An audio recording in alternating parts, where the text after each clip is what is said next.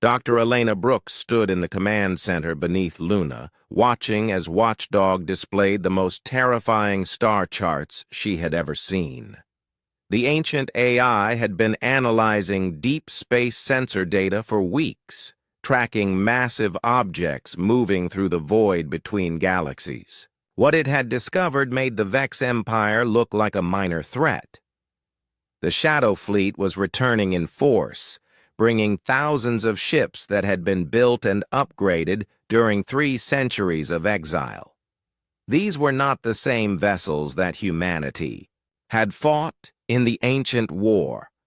They had evolved, adapted, and grown stronger while hiding in the darkness beyond the galactic rim. Watchdog explained that the Shadow Fleet had learned from their previous defeat.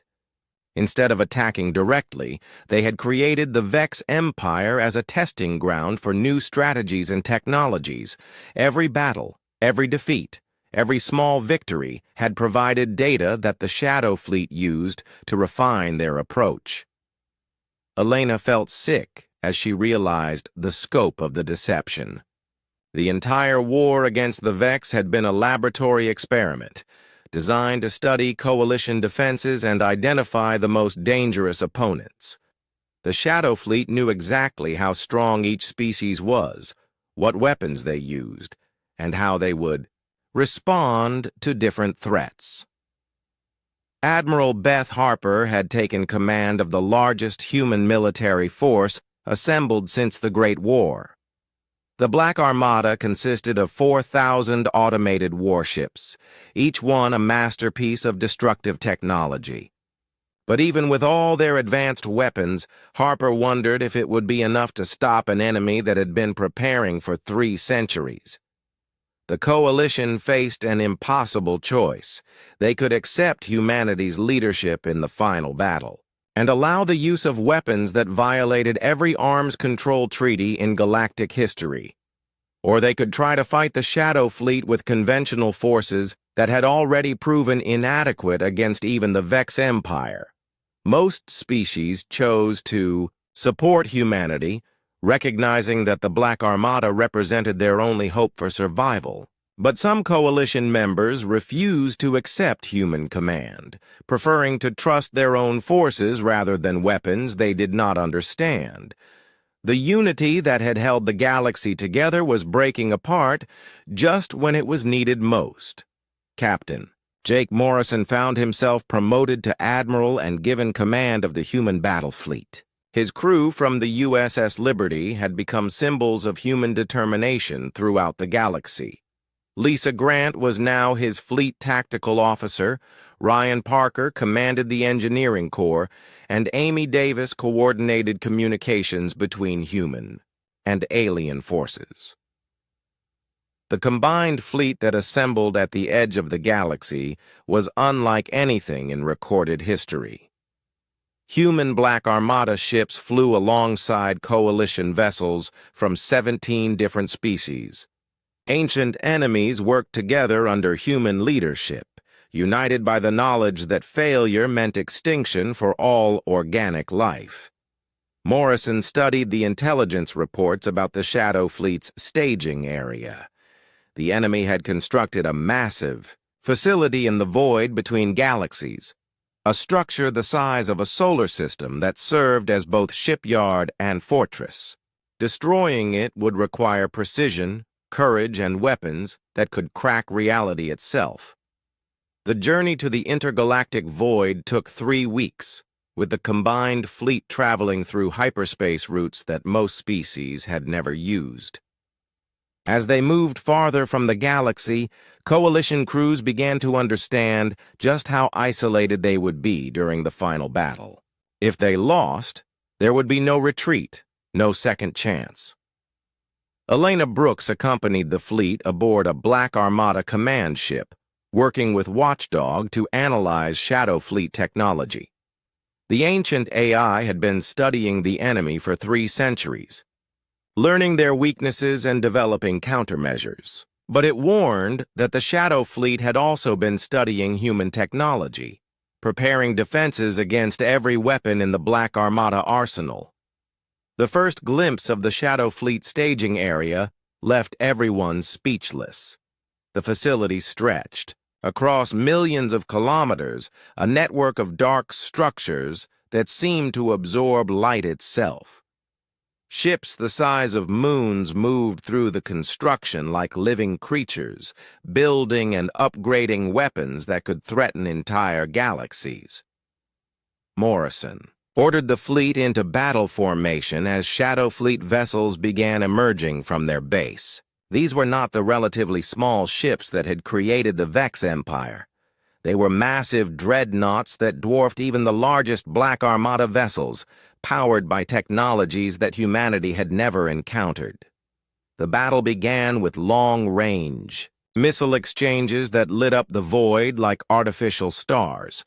Human weapons that could destroy planets struck Shadow Fleet armor and barely left scratches. Enemy return fire vaporized coalition ships in single hits, demonstrating power levels that exceeded all theoretical calculations. Lisa Grant coordinated the tactical response as Morrison's fleet adapted to fighting an enemy that surpassed their wildest expectations. The humans used their traditional advantages of speed and unpredictability, while coalition species provided specialized support with their unique technologies. It was the most desperate battle in galactic history. Ryan Parker worked frantically to modify human weapon systems, using data from Elena's research to exploit weaknesses in Shadow Fleet designs. The ancient enemy was powerful, but they had become overconfident during their centuries of exile. Small flaws in their armor could be exploited by weapons specifically designed to target those vulnerabilities. The tide of battle began to turn when Watchdog discovered the Shadow Fleet's critical weakness.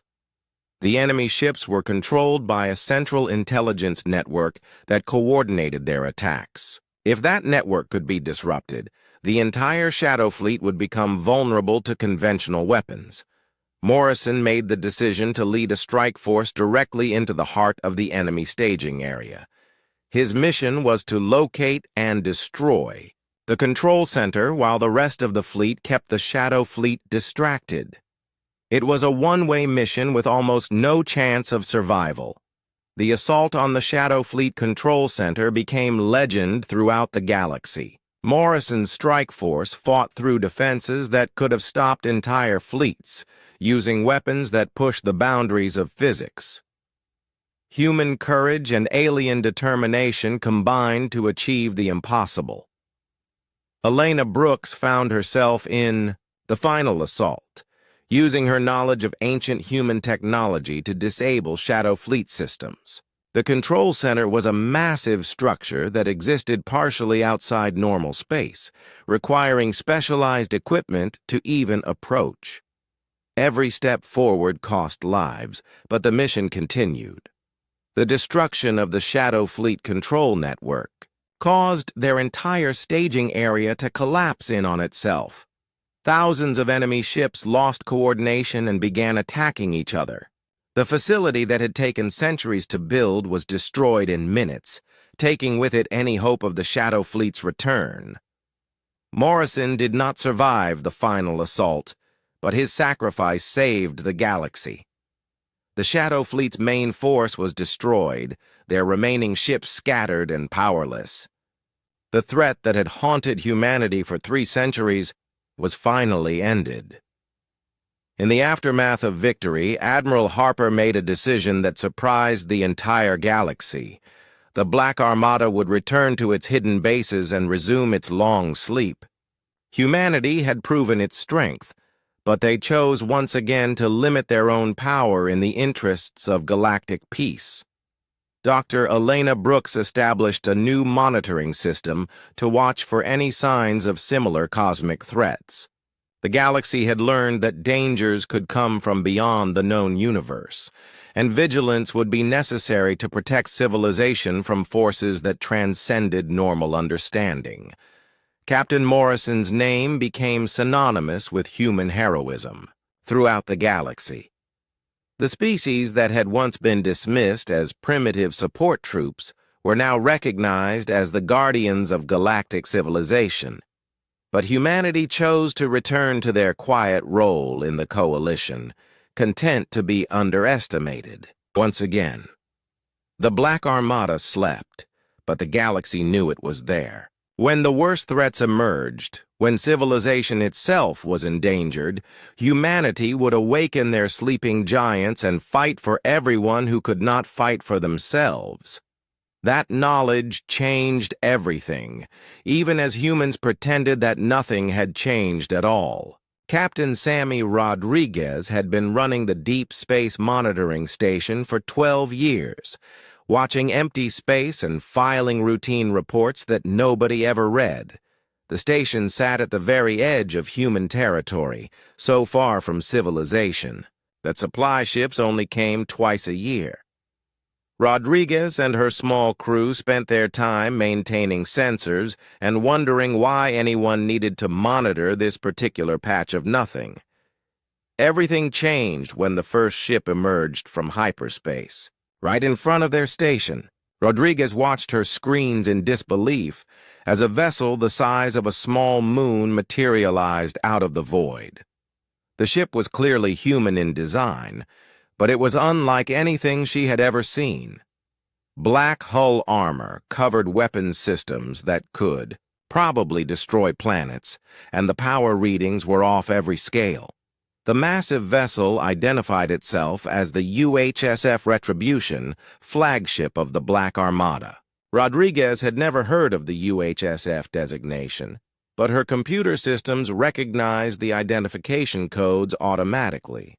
Ancient protocols buried deep in the station's memory banks responded to signals that had been dormant for 3 centuries. Admiral, Unit 7 spoke to Rodriguez through channels that she did not know existed.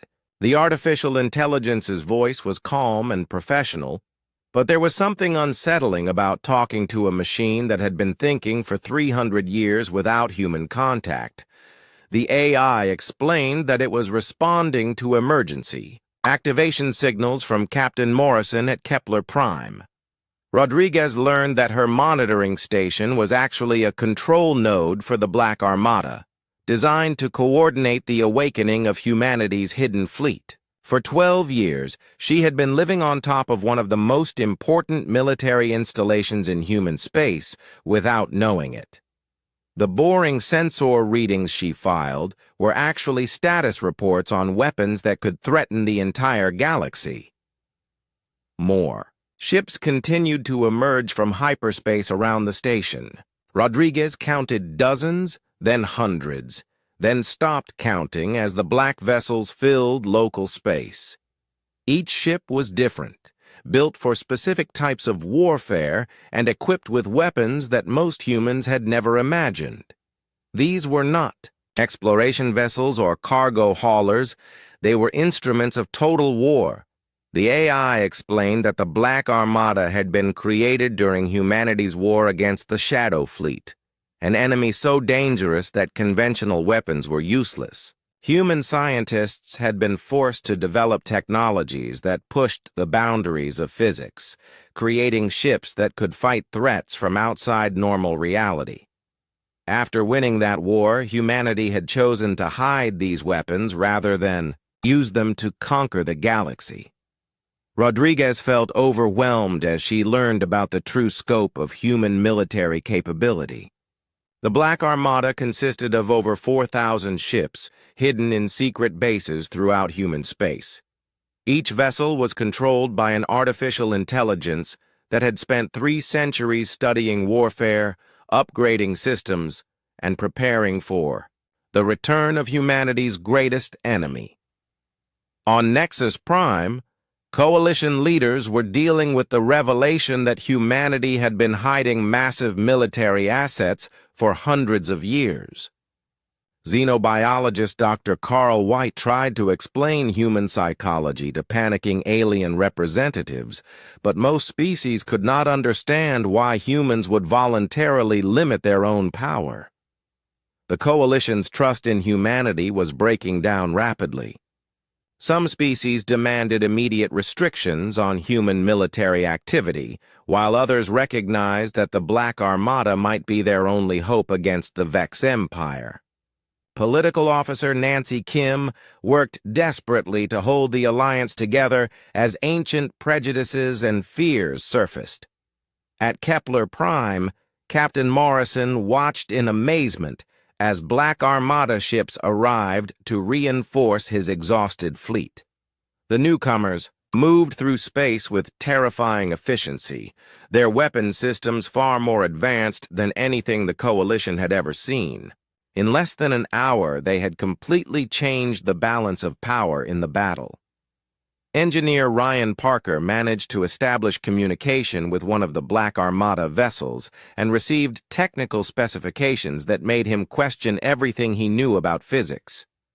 The ship's power systems generated more energy than most stars, and its weapons could manipulate fundamental forces in ways that should have been impossible. The Black Armada's arrival at Kepler Prime was swift and decisive. The Vex ships that had been dominating the battlefield suddenly found themselves facing opponents that could match their firepower and exceed their tactical sophistication. Ancient human AIs began dissecting Vex technology, learning and adapting faster than any organic mind could follow. Morrison realized that his distress call had awakened something that had been sleeping since before he was born. The Black Armada. Ships communicated with each other through quantum channels, coordinating attacks with precision that no human fleet could achieve. They fought like a single organism, each vessel perfectly positioned to support the others. The battle for Kepler. Prime ended when the Vex fleet attempted to retreat and discovered that the Black Armada had surrounded them completely. No enemy ship escaped to report what they had encountered. The Vex Empire had just lost an entire fleet without understanding what had destroyed them. But the victory came with a terrible realization. Ryan Parker's analysis of the destroyed Vex. Ships revealed technology that matched classified records from the Shadow War. The weapons, the armor, even the power systems were modified versions of Shadow Fleet designs. The enemy that humanity had fought 3 centuries ago had returned with new tactics and upgraded capabilities. Admiral Unit 7 confirmed Parker's findings when it transmitted historical data to Morrison's fleet. The Shadow Fleet had not been completely destroyed in the ancient war, only driven back to the dark spaces between galaxies. They had spent 300 years studying their defeat, adapting their technology, and preparing for a new assault on galactic civilization. The Vex Empire was revealed to be a puppet force, biological servants created by the Shadow Fleet to test galactic defenses while the real enemy prepared its final attack. Everything that had happened so far was just a scouting mission, a way for the Shadow Fleet to study Coalition military capabilities and identify potential threats.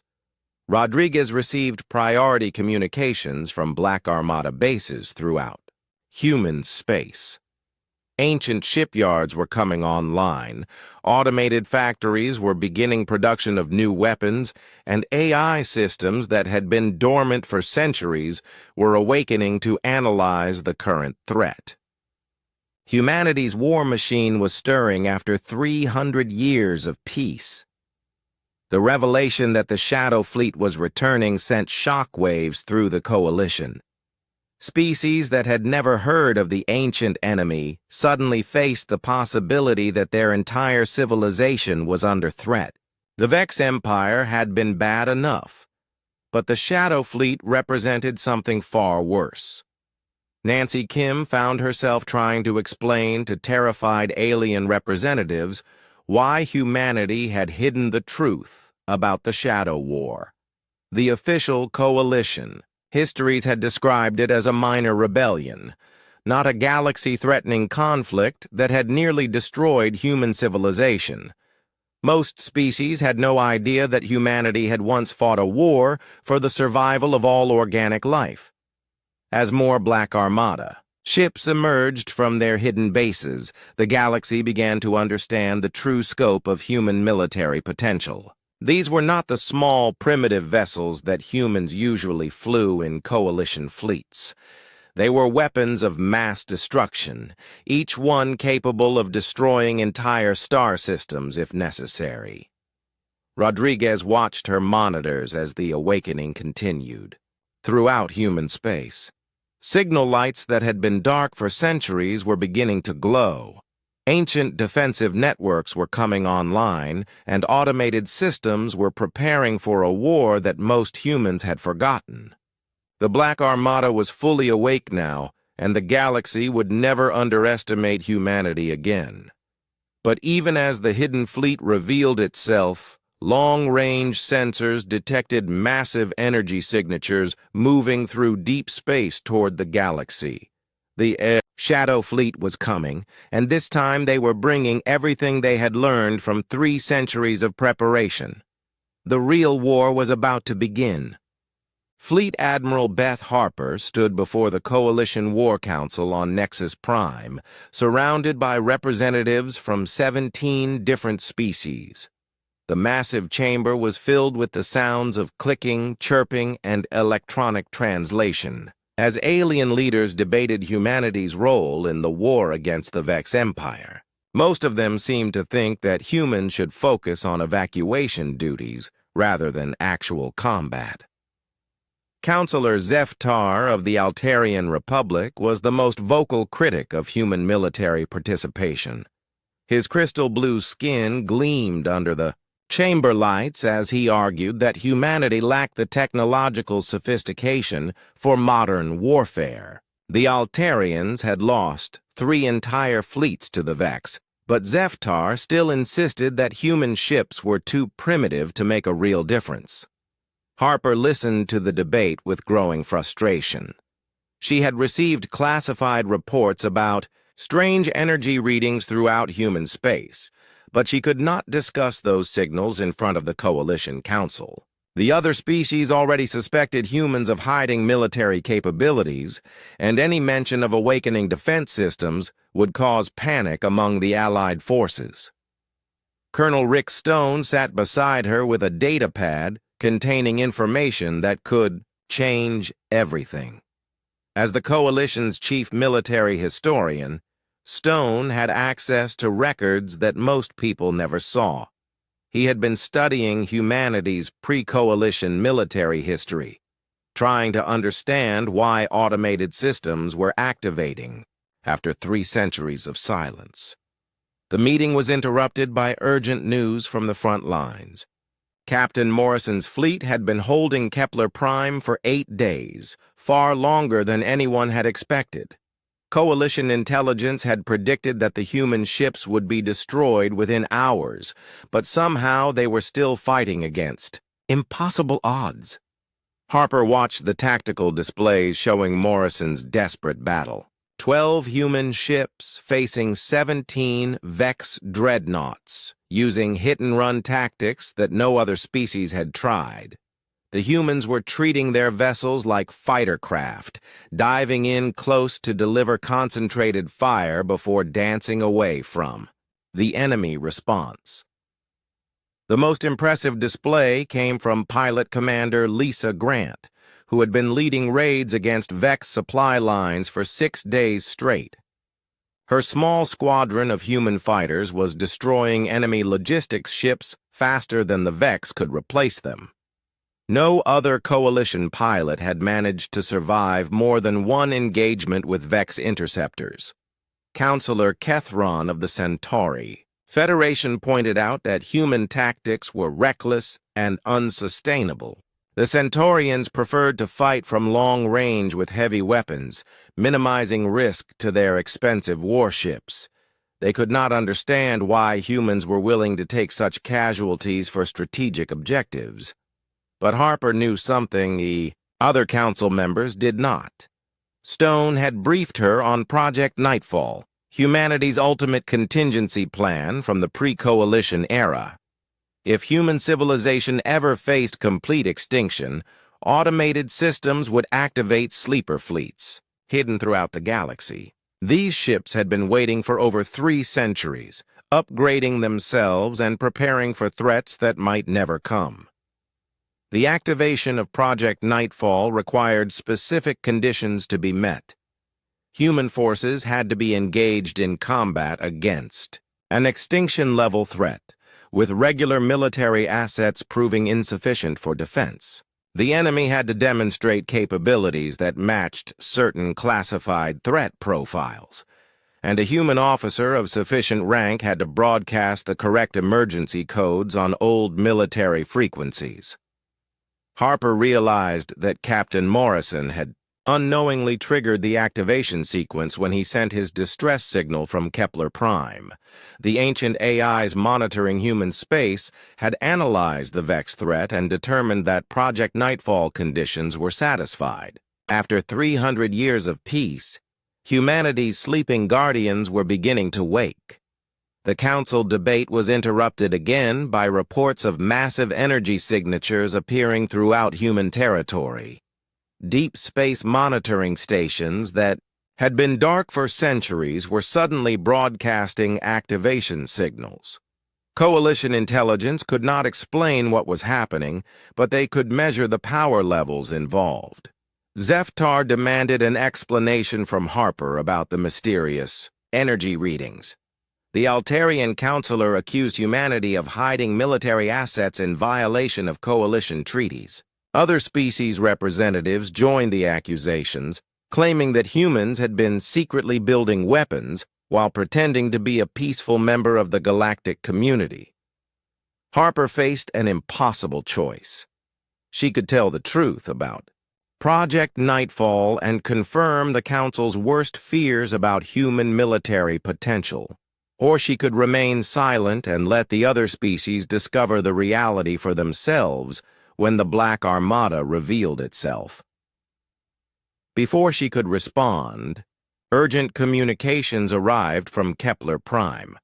Morrison's fleet was attempting a rescue mission to save Coalition civilians captured by the Vex. 3,000 refugees from multiple species were trapped aboard a Vex prison ship, and Morrison was planning to attack the heavily defended vessel with his remaining forces.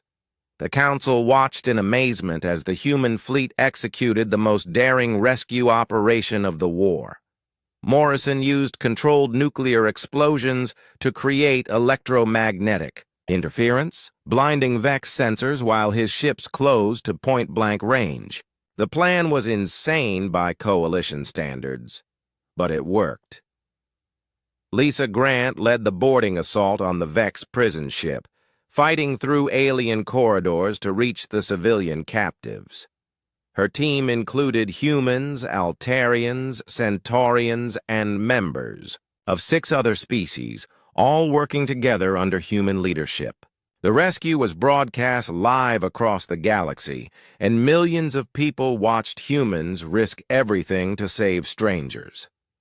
The successful rescue operation changed the tone of the Council debate immediately. Species representatives who had been criticizing human capabilities suddenly wanted to know how Morrison's fleet had achieved the impossible. Counselor Zeftar admitted that Altarian forces had never attempted such a risky operation, but Harper knew that the rescue was only the beginning. Long-range sensors were detecting massive objects moving through hyperspace toward human territory. The signatures were unlike anything in the Coalition database, suggesting ships of enormous size powered by technology that surpassed current galactic standards.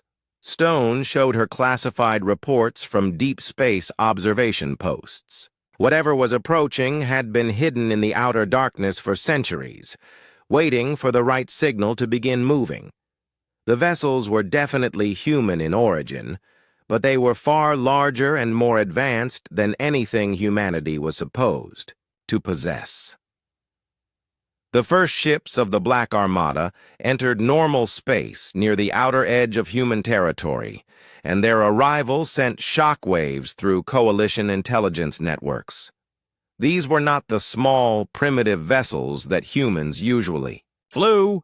They were massive dreadnoughts that dwarfed anything the Vex Empire had deployed. Harper received a priority message from Admiral Unit 7, the artificial intelligence commanding the lead ship of the Black Armada. The AI's communication was formal and military, reporting that Nightfall protocols were active and requesting updates on the current tactical situation. It had been 300 years since any human had spoken to these ancient guardians.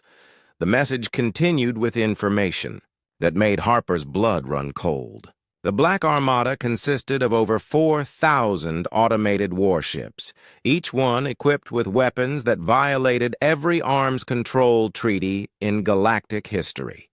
These ships had been continuously upgrading themselves for 3 centuries, refining their systems and preparing for a war that everyone hoped would never come. As the council session descended into chaos, Harper made her own choice about humanity's future.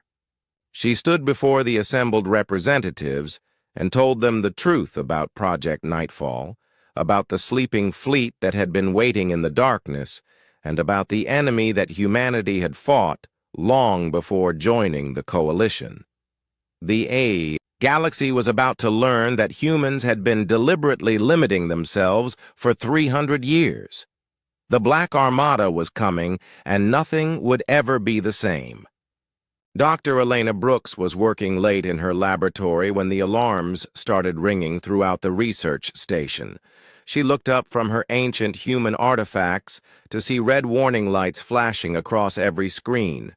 The orbital facility around Earth had been quiet for months, with most of the staff transferred to support the war effort against the Vex Empire. Security Chief Tony Walsh came running into her lab with his weapon drawn and worry written across his face. The big man had served in the Coalition Marines for 15 years before taking this job, but Elena had never seen him look so concerned. He told her that something was happening down on Luna, something that should have been impossible. The Luna military complex had been sealed for over 3 centuries, ever since humanity joined the Galactic Coalition. The massive underground facility was supposed to be empty, its power systems shut down and its access tunnels filled with concrete.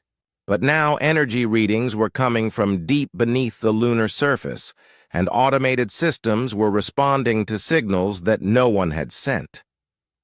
Elena grabbed her research equipment and followed Tony to the shuttle bay. As they flew toward Luna, she tried to make sense of what was happening. Her specialty was human military archaeology, studying the weapons and technologies that humanity had used before joining the coalition.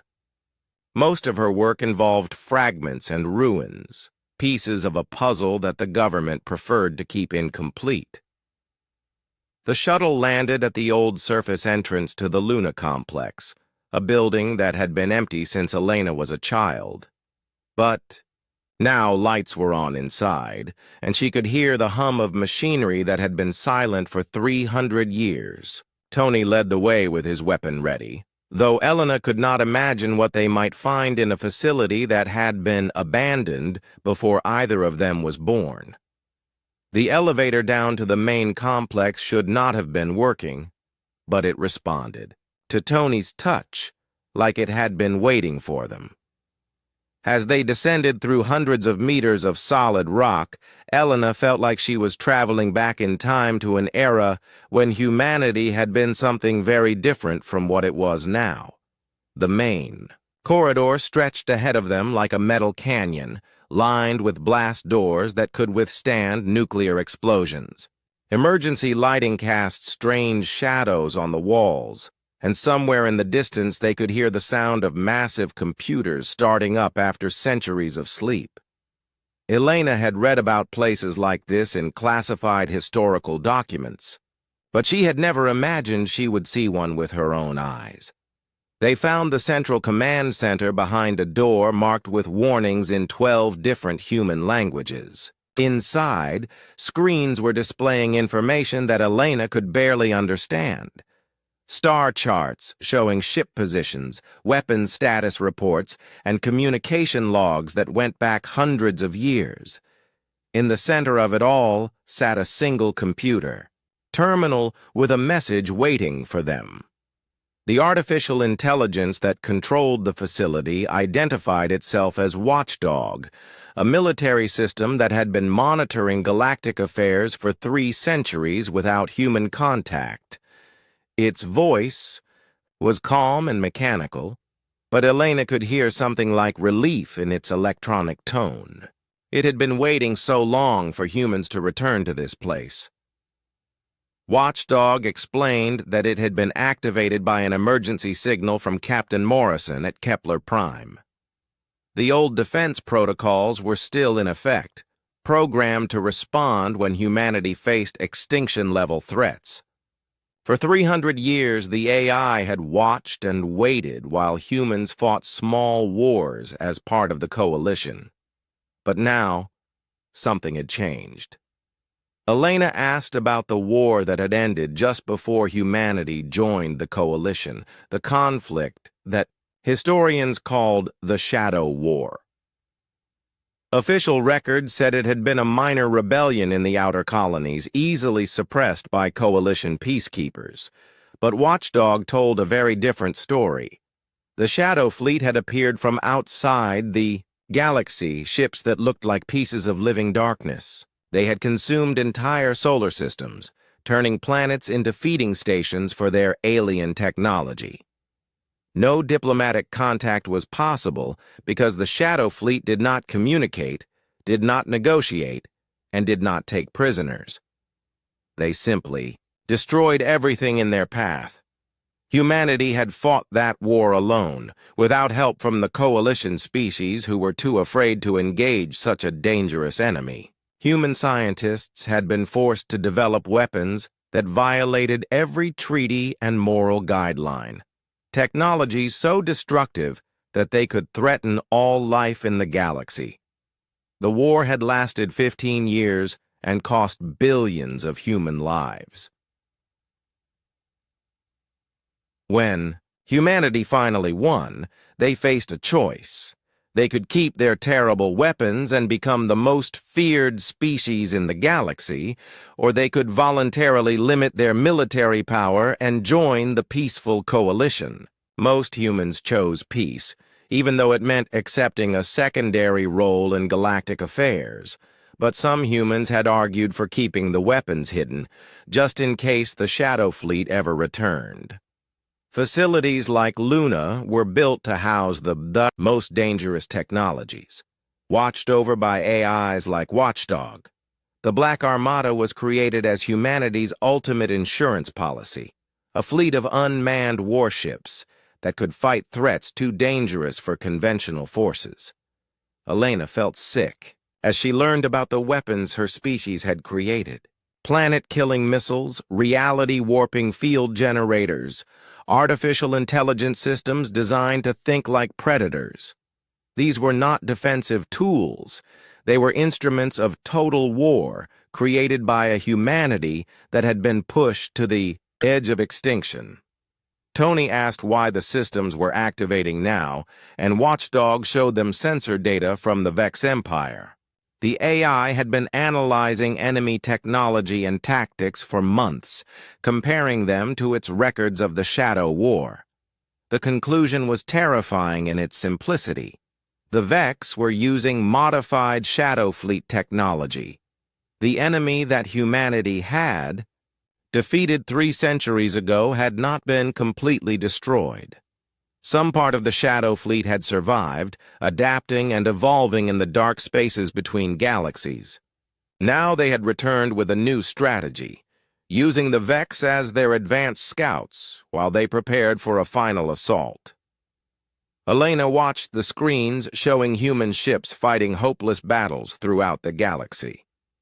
Captain Morrison and his crew were buying time with their lives while coalition leaders debated retreat strategies. The other species still saw humans as expendable soldiers, never suspecting that humanity had once been the galaxy's most dangerous predator. Watchdog asked. For authorization to activate the Black Armada, to wake the sleeping fleet that had been waiting in hidden bases throughout human space. Elena realized that she was being asked to make a decision that could change the course of galactic history. If she said yes, humanity would reveal weapons that could threaten every species in the coalition.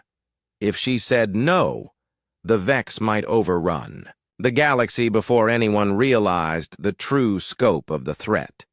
She thought about Captain Morrison and his crew, fighting impossible odds to protect people who did not even value their sacrifice. She thought about the billions of humans who had died in the Shadow War, and the choice their leaders had made to hide their strength in order to preserve peace. Elena made her decision and gave Watchdog the authorization codes. Deep beneath Luna, ancient computers began transmitting wake-up signals to hidden bases throughout human space. After 3 centuries of sleep, the Black Armada was stirring. The galaxy was about to learn that humanity had been holding back for much longer than anyone imagined. As alarms rang through the facility, Elena wondered if she had just saved the galaxy or doomed it. The weapons humanity had created to fight. The Shadow Fleet were powerful enough to threaten every living world. But if the Shadow Fleet was truly returning, those weapons might be the only thing standing between civilization and absolute darkness. Tony received an urgent message from Earth Command ordering all personnel to return to the surface immediately. Something was happening throughout human space, automated systems awakening and responding to signals that most people had forgotten existed. The Black Armada was waking up, and the galaxy would never be the same. The alarm bells rang through the USS Liberty as Captain Jake Morrison watched the enemy fleet appear on his screens. The Vex ships looked like black knives cutting through space, each one twice the size of his battlecruiser. Behind him, Tactical Officer Lisa Grant counted 17 enemy dreadnoughts moving toward Kepler Prime, the most important world in this sector of the galaxy. Morrison had been fighting this war for 3 months now, ever since the Vex Empire started their attack on the Outer Rim worlds. Every battle had been the same story. The coalition forces would engage the enemy, take heavy losses, and retreat to the next defensive line. 17 star systems had already fallen to the Vex advance, and millions of people had died or disappeared into Vex slave camps. The humans were always given the worst assignments in these battles. While the Altarian Republic kept their crystal ships safe in the rear and the Centauri Federation protected their expensive warships, human vessels were sent to hold impossible positions. The other species in the coalition treated humanity like expendable soldiers, useful only for buying time while more important races escaped. Morrison looked at his crew on the bridge. Chief Engineer Ryan Parker worked at his station, keeping the Liberty running despite 3 days of constant fighting. Communications Specialist Amy Davis monitored the channels, listening to the panic spreading through the coalition fleet. These people trusted him to bring them home alive, even though everyone knew this mission was suicide. The coalition had 57 ships defending Kepler Prime when the Vex arrived. Now Morrison watched those ships scatter like frightened birds, as Admiral Thexvar of the Altarian fleet broadcast the retreat order. The blue-skinned Altarian commander did not even try to fight. His crystal ships simply activated their jump drives and disappeared, leaving the human contingent alone. Lisa Grant turned from her console with worry in her eyes.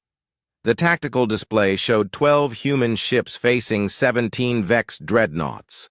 Even with their smaller size and better speed, the humans were badly outnumbered. The Vex had weapons that could crack a planet's crust and shields that could stop nuclear explosions. Morrison knew what the coalition expected him to do. He was supposed to fight a delaying action, make the Vex waste time and ammunition on his ships while the evacuation continued. Then his small fleet would either retreat or die, and the Vex would claim another victory. It was always the same pattern, and it was slowly bleeding humanity dry. But something felt different this time. As Morrison watched the Vex ships spread, out for their attack, he remembered stories his grandfather used to tell about the old days. Before humanity joined the coalition, before they accepted limits on their military technology, before they agreed to fight only defensive wars. His grandfather had been a soldier in the last great human war, though he never talked about who they had been fighting or why it ended so suddenly. The first Vex barrage hit the human formation, and Morrison felt the Liberty shake under the impact. 2 human destroyers exploded in balls of fire, their crews dead before they could even send distress signals. The remaining ships fired back with everything they had, but their weapons barely scratched the Vex armor. Morrison made his decision. Instead of following the standard retreat protocol, he opened a channel on an old frequency that most people had forgotten. It was an emergency frequency from the early days of human space travel, before the coalition, before the treaties that limited human warfare. He did not know if anyone was still monitoring those channels, but he had to try. His message was simple. This is Captain Jake Morrison of the USS Liberty, calling any human military assets in deep space. We are under attack by hostile forces. At Kepler Prime, the Coalition has abandoned this position, requesting immediate assistance under Article 7 of the Emergency Defense Protocol. Amy Davis looked at him with confusion. Article 7 had not been used in over 200 years. Most people did not even know it existed anymore. But Morrison's grandfather had taught him about the old protocols, the ones that humanity had agreed to forget when they joined the galactic community. The battle continued around them as Morrison sent his message again and again. The human ships fought with desperate courage, using their speed and agility to avoid the worst of the Vex attacks. They could not win this fight with conventional weapons, but they could make it expensive for the enemy. Ryan Parker called out from his engineering station that the Liberty's shields were down to 30%. Another hit like that last one would crack their hull open. Morrison ordered all power to engines and weapons, abandoning life support systems to buy a few more minutes of fighting time. Then something impossible happened. Amy Davis reported that her sensors were picking up energy signatures at the edge of the system. Not Vex signatures and not Coalition either. These readings were different, older somehow, like technology that had been sleeping for a very long time. The Vex seemed to notice the new signals, too. Their attack pattern changed, becoming more cautious. Morrison watched their formation shift as if they were preparing to face a new threat from an unexpected direction. But there was nothing on the sensors, except those strange energy readings. Lisa Grant ran another scan and found something that made her hands shake. Deep space monitoring stations throughout human territory were coming online for the first time in centuries. Automated systems that had been dormant since before the Coalition were awakening and broadcasting activation codes. Morrison felt a chill run down his spine. His grandfather had mentioned something about sleeping guardians, ancient weapons that humanity had promised never to use again. But those were just old stories, tales from a war that officially never happened. The energy signatures were getting stronger. Whatever was out there in the dark between the stars, it was big. Much bigger than the Vex fleet. Bigger than anything Morrison had ever seen. And it was moving toward Kepler Prime with the slow, inevitable motion of a mountain falling Amy. Davis received a transmission on the old emergency frequency. The message was short and came from somewhere deep in space. Message received, Captain Morrison. Help is coming. Hold your position. The voice was human, but there was something strange about it. It sounded mechanical, processed through systems that had been running for hundreds of years without human contact. Morrison wondered who could be answering his call from the empty void between the stars. The Vex ships suddenly broke off their attack and began forming a defensive formation. Their sensors had detected something that scared them more than the small human fleet they had been destroying. Morrison watched in amazement as the massive enemy dreadnoughts pulled back from Kepler Prime and prepared to face whatever was coming from the darkness.